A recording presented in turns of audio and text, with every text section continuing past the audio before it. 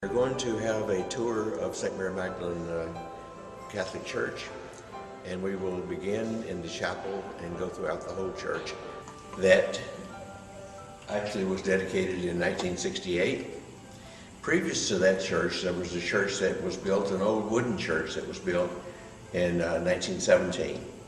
In 1917 church, what you see here on the front of this altar is what was in the original church. Now this is the Last Supper. That is a beautiful, beautiful representation of Jesus at the Last Supper. We found this actually about 5 or 6 years ago in storage, and it was completely deteriorated. And so I knew a person who was a painter, and I asked him if he thought that he could restore it. And he did. It's a beautiful rendition.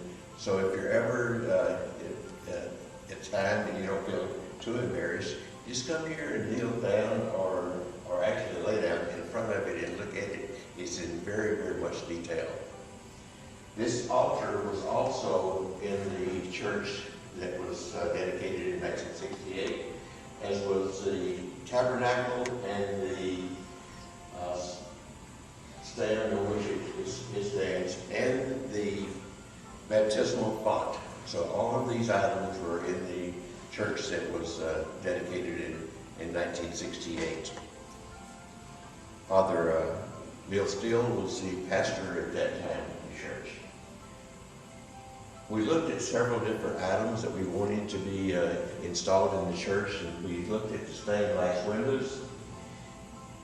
I wanted us to have a representation of Jesus ascending into heaven, and that's what you have here, is Jesus ascending into heaven.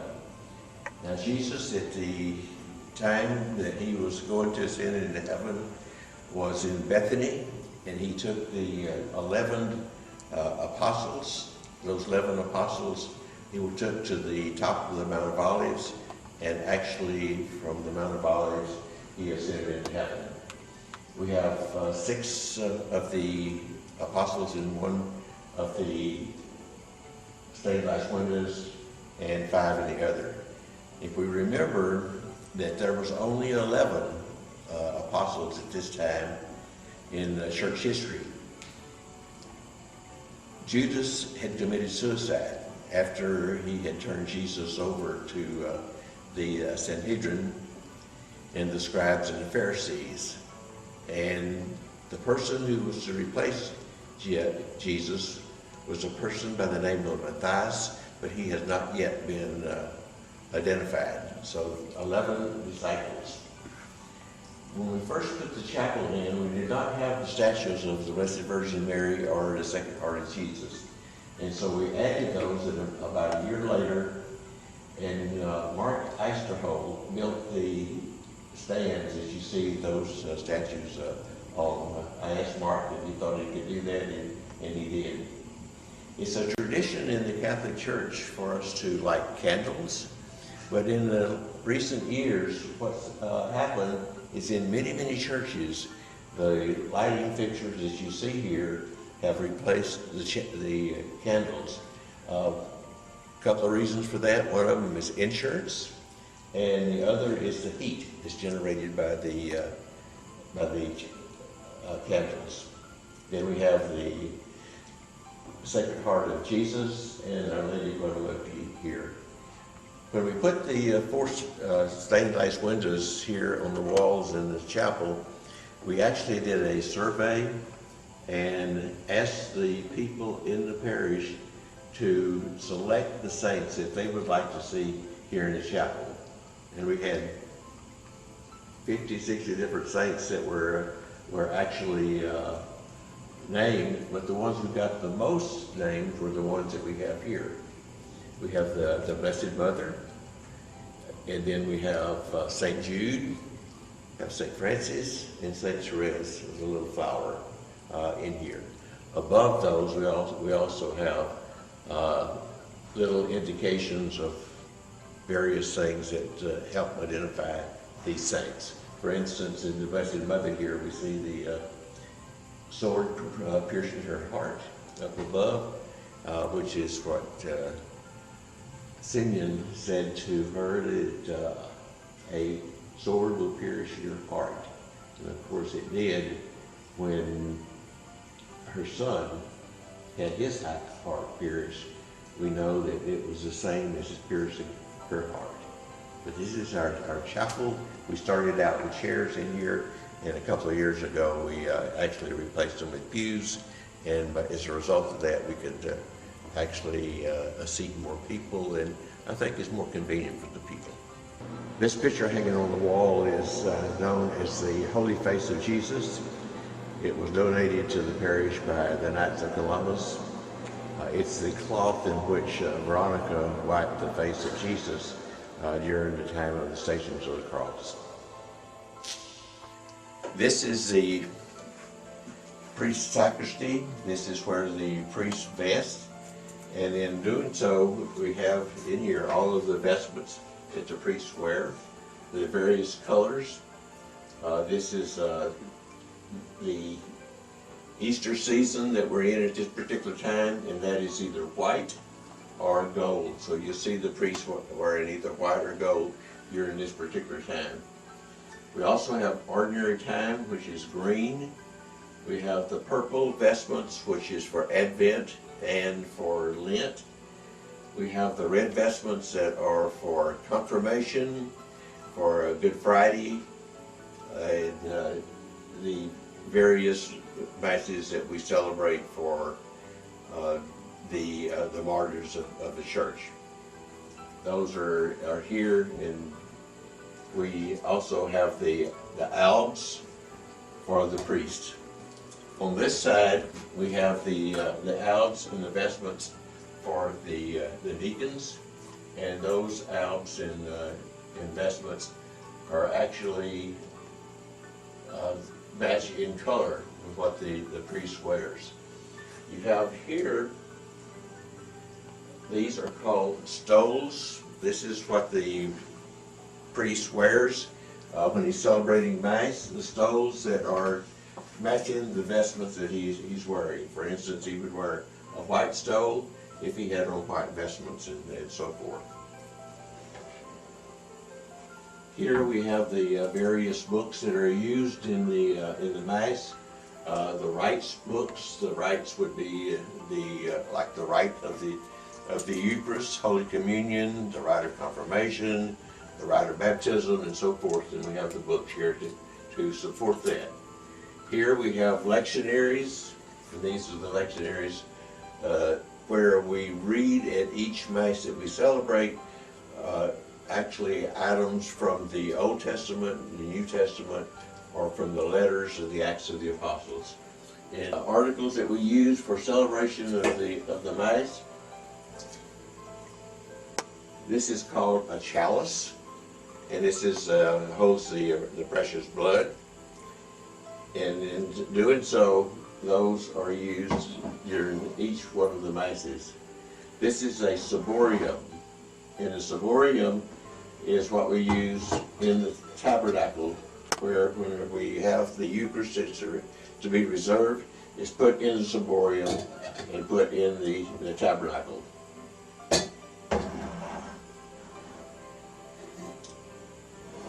This is a bowl that is actually used for the distribution of Holy Communion within the Mass. These are wafers. It's wheat bread, and this is the celebrant's host, and these are the hosts that are given to the people whenever the distribution of Holy Communion is made during the Mass. This is a processional cross, and at the beginning of each Mass, the processional cross leads the congregation into the church. The cross, the altar servers, the deacons, the celebrant of the Mass. This is a thurifer, and in the thurifer we place inside it charcoal briquettes, and those briquettes will burn, and we add incense to that, and the incense is used during the Masses, mostly in the holy seasons, and sometimes at funerals, where we will incense the body at funerals. At the most holy masses, particularly at the Easter Visual, the Easter candle is incensed as the gifts, the Word of God, and also the people. Is the Holy Spirit in the form of a dove with Alpha and Omega there. If you'll notice that also is a reflection in the windows that we have here going into the church. We know that when Jesus came out of the water after he had been baptized, that the Holy Spirit descended on him in the form of a dove. So what we have is the dove appears to be hovering over the baptismal font. Because as we go into the church, we see the baptismal font. But the parish had actually designed and built the baptismal font. There was a couple of things that I wanted to make sure that were in the font, and in order to be able to see these, we have 3 steps that go into the font and 3 steps that come out. And what that represents is the 3 days in the tomb, because we know that in baptism we die and rise with Christ. So 3 steps into the baptismal water and 3 steps out, dying and rising with Christ. Also wanted the baptismal font to be such that we could have submersion in for the people. And so when you get into the baptismal font, when you kneel down, the water actually comes up to your chest, and it's very easy to submerge the people during baptism. There's pumps in both stations, and as those pumps are turned on, the water comes up through the station and overflows back into the baptismal font. One of the things that the church asks us to do is to have a place where the sacred oils that are blessed by the bishop are displayed. So that's what we have here in this case. We have the oil of the sick, the oil of the catechumen, and the chrism oil. This is the chapel of reconciliation, where the people come to before the priest for the sacrament of reconciliation, for the forgiveness of sin. What we wanted to show in these stained glass windows that are here is the love that Christ has for each and every one of us. Up at the top is the Good Shepherd.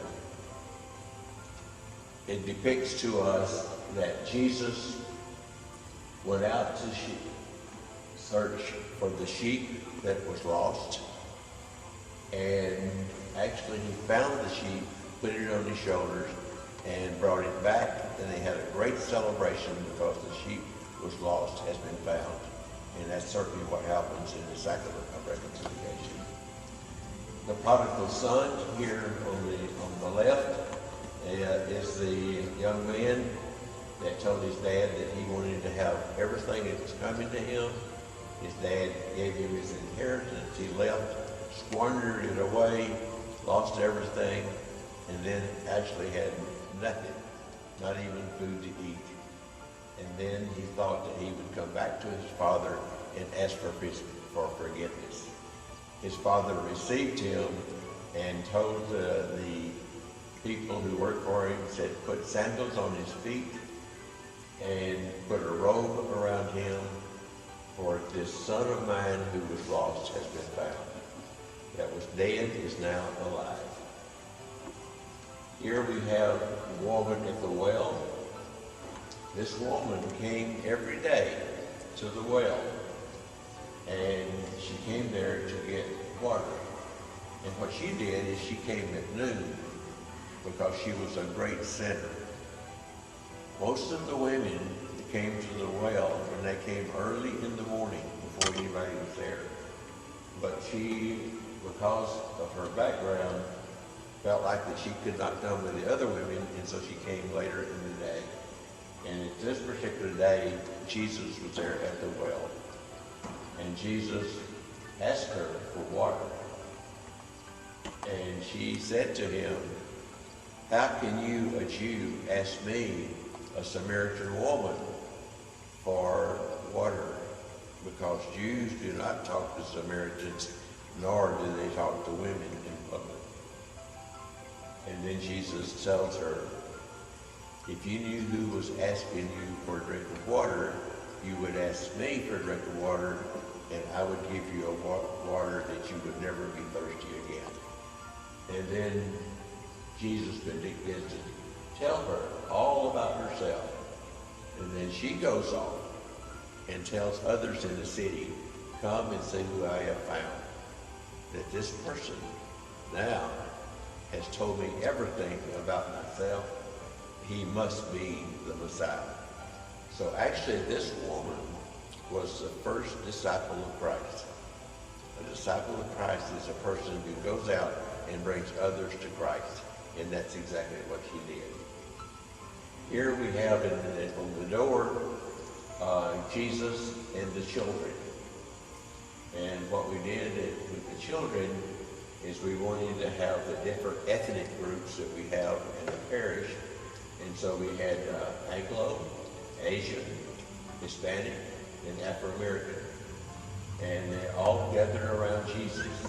And Jesus is certainly teaching them. That's one of my favorite stained glass windows. I think it's the people who put these stained glass windows together is out of College Station. As we enter into the confessional, what you see first as you walk in is a place for the person that's going to be going to confession will kneel, and there is a screen here, and on the other side of the screen is the priest. You have the option of either sitting in the chair over here, and this chair allows you to be able to go and face the priest face to face. So you can remain anonymous by kneeling here on the kneeler, or if you want to go face to face and more or less talk to the priest, then you can go to the chair. Also in these gifts that we see in the confessional, what you see here is Jesus actually kneeling at the rock. This took place in the Garden of Gethsemane on the night before he died, as he cried tears of blood, as he said to the Father, "Why have you forsaken me? My God, why have you forsaken me?" Here we have Jesus, "I love you." Divine mercy is also a gift to the parish. And the Lady of Guadalupe statue is a gift to the parish from the Hispanic community. This church seats 1,200, so it's actually 3 times the size of the church that we had, which is now the Family Life Center. And in doing so, this church actually, even though we have 7 masses on the weekends now, at least 3 or 4 of them are completely filled. When we built the church, we wanted to get the fixtures the very best that there was to offer. And we started out by selecting the altar.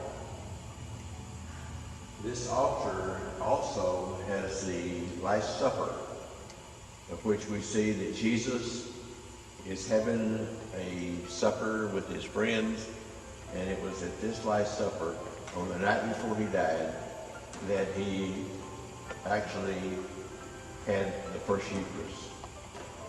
After he had finished the supper, he took bread, he blessed it, he broke it, gave it to them, and said, "Take this and eat it, this is my body." Then he took the cup filled with wine and he blessed it.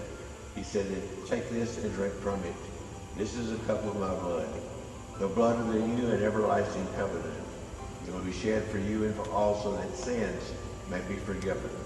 Do this in memory of me. And this altar, as did the elbow, the crucifix, the Blessed Virgin Mary, and St. Joseph, all came to us from Italy. So they're carvings. They're wood carvings, and were really quite expensive, but something that we really wanted to have, for the church. And what people did is they donated funds for these different items. The money that was donated for the altar was $25,000. For the two statues, people donated $5,000. And for the crucifix, it was also $25,000. And the ambo, I don't remember, but I think it was 10. That's not what they cost. They cost quite a bit less than that. But of course, you had to pay for the item, plus the rest of it went for the debt reduction of the church. So this candle that you see here is a candle that goes by several different names. This time of the year, we usually refer it to as the baptismal candle, because this candle is blessed at the Easter Vigil and also is used in the blessing of the water for the people who are received in the church, for them to be baptized. It also is known as the light of Christ, the Paschal candle, and is a very, very important part of our faith. Also on the Blessed Mother with the child Jesus. This is a very, very famous painting, as it was originally, of a woman that was carrying a child. And it is used as the way in which we know that the Blessed Mother carried the child Jesus. So that painting was used in many, many statues that have been done. And in doing so, what you see is that you see Jesus resting on the breast of his mother. And if you get a real close look at it, you can see very much detail of the hands and the feet, the toenails and the fingernails and the feet of Jesus. It's a very, very, very good representation. If there is a relic of the saint in which the church is named for, if there's one available, then that relic is supposed to be in the altar of the church on which it is named. When we actually dedicated the church, before we dedicated the church, we asked to have checked to see if there was a replica of the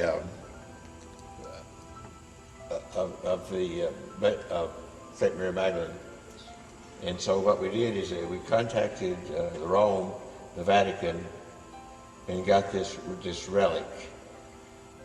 If you look right in the center of this, you will see a bone chip, and that bone chip is a bone chip of St. Mary Magdalene. This is what we call a first-degree relic. And the corporal is used at every Mass, and the corporal is put on the altar. And on this corporal is where the bread and wine are placed. And during the celebration of the Mass becomes the body and blood of Christ. This is a disperser, and the container that holds the water, the baptismal water, is actually blessed by the priest and is used in the sprinkling rite of the Mass, where the people are sprinkled with the baptismal water. This is called a sacramentary. The sacramentary is the book that is used during the celebration of the Mass and contains all of the prayers that pertain to the Mass itself. Prayers that you see here, this one with a higher back, is the presider's chair for the Mass, and next to him is where the deacon sits, or if there's not a deacon, an acolyte can sit there, or in some occasions, maybe an MC would sit there, depending on what is to be celebrated. This is St. Mary Magdalene, and St. Mary Magdalene is certainly the patroness of our parish and very, very important in the faith of our church. Many people think that this is a painting, but it's not. Actually came to us from the Vatican, and it is the Blessed Mother with the child Jesus. And what we do is that it was given to us by a member of our parish. She had asked not to be her name be revealed because this is just something that she wanted to do. The tiny little pieces of glass that you see that makes up the Blessed Mother and the child Jesus, if you look at it very, very closely, you can see how it's very, very, very detailed. So it's really beautiful. It's very expensive. We actually have the paperwork on it that came from the Vatican. It's a gold leaf enclosed. Very, very heavy. We had to have the especially place for it to be hung there on the wall. We were afraid to hang it ourselves, and so we hired someone actually that came in that was in that business to hang it for us, and they dropped it. And what it did is that inside the frame, it actually shifted in the frame, and they repositioned it in the frame. So we were trying to protect it, and it's a beautiful, beautiful mosaic, but people, if you get a chance, should come up and actually observe it very, very closely, because it's really beautiful. When we built the church, the first year, we did not have these stained glass windows that are the Stations of the Cross. And the first summer that we had here, you could not cool this place at all. I mean, the sun just beamed through these windows. So we knew we had to do something about it, and we realized that we had 7 windows on each side where we could put the 14 Stations of the Cross. And that's what we did. Now there's something in these stations that are kind of hidden in the station. Where you see on this first one here, where Jesus is condemned to death, the people that we have there actually represents all of us. But also, his mother is there. If you see here, where we see someone in blue in these stained glass windows, that depicts his mother. So she's in the crowd, and we know that she was in the crowd. Okay.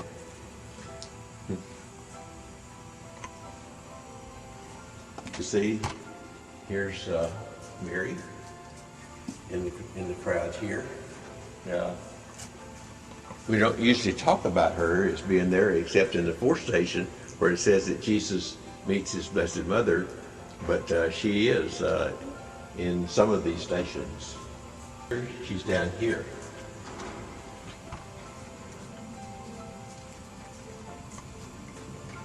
And this is where Simon comes out to help Jesus to carry the cross. And this is where Veronica actually wipes the face of Jesus. Now, if you get into a certain area, you'll see that the face of Jesus on this towel. Can you see that? You may have to move it around a little bit because only in certain areas that you can see it. Yeah, I can see. Okay. And you see right above is the Blessed Mother in this station. Jesus falls the second time. Jesus speaks to the women of Jerusalem, and there you see his mother again. And this is where Jesus falls the third time. Stripped of his clothing, nailed to the cross, and there's the Blessed Mother with Jesus. And again, when he dies upon the cross, the Blessed Mother there again. And Mary Magdalene and the other Mary. Again, we see the Blessed Mother, and then he's laid in the tomb. Mary Magdalene at the tomb, and in many cases this is called the 15th station. It is a Divine Mercy painting, and we had the same person who restored the Last Supper in the chapel painted this. Is a replica of what is called the penitent woman. And this is where Jesus is actually forgiving her sins. Now that was done by a nun, and I do not know her name.